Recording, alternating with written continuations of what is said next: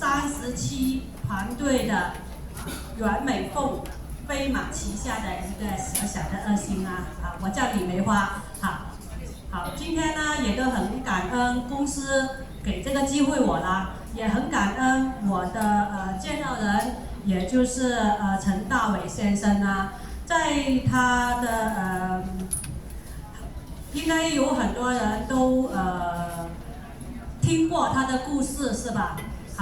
好了，那他夫妇也是很全职在例会发展，然后他们也得到了一个很好的效果，一个团队带了出来。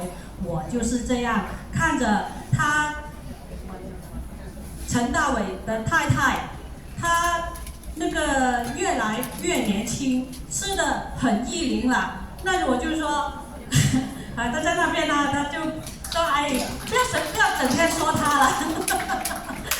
还有就是因为也是他就把我的那个也是我家婆了，好不好？就是他应该90多岁了，他呢吃了，他没吃之前呢，就是很憂鬱。我都係講廣東話咯，其實我今日應該講廣東話嘅，唔好意思係我今日應該用廣東話分享嘅，係啦。我叫李梅花啦嚟自呢個37團隊阮美鳳飛馬旗下嘅一個小小嘅夥伴。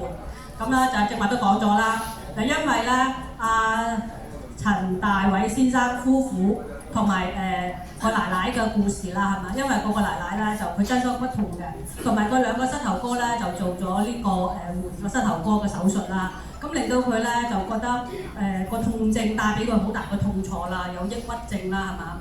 咁咧連佢最喜歡打嘅麻雀佢都唔想去打，但係咧食咗 Patia 之後咧，佢而家不特止改善咗嗰個痛症。咁咧，亦都係令到佢重拾信心，可以咧好開心咁，每個禮拜打5日麻雀，開唔開心啊？係啦，即係正話主持都講咗啦，就我咧其實咧就因為貪靚而入嚟嘅，因為我覺得我都唔係年紀大係嘛，我就想靚嘅啫，咁我簡單相信咁樣咪食咯，咁將個 Patia 帶咗翻屋企，咁食咗之後咧。咁我其實就冇咁快見效嘅。我媽媽有一日嚟咧，佢個效果好啲。佢就嚟我屋企，就見到佢就話：喂，呢個係乜嘢嚟㗎？我話保健品你食啦，有營養嘅。咁佢就好簡單咁樣，好我又食，佢又攞咗翻屋企。然之後咧，佢食咗10幾日之後，佢就去街市啦，就見到佢個朋友，好耐冇見㗎，幾年都冇見嘅。跟住個朋友咧，佢打招呼，個朋友就話：你係邊個啊？咁佢就講介紹你有冇搞錯啊？我咪邊個咯咁樣，跟住話點解你個樣唔同咗喎？你以前好潮水㗎。咁佢話係咩？係啊，我識你嗰陣時，你個樣唔係咁樣㗎，你而家個樣咧，哇又精神咗又靚咗，皺紋都冇咁多喎，你冇巢皮咯喎咁樣。我轉述㗎咋，我不在場嘅。咁後尾咧佢就話。你點解咁大個轉變啊？咁咧佢就唔知啦，佢好醒目嘅。佢話：我食咗我女俾咗一啲營養嘅產品俾我食。咁佢就話咩嚟㗎？我都唔知㗎。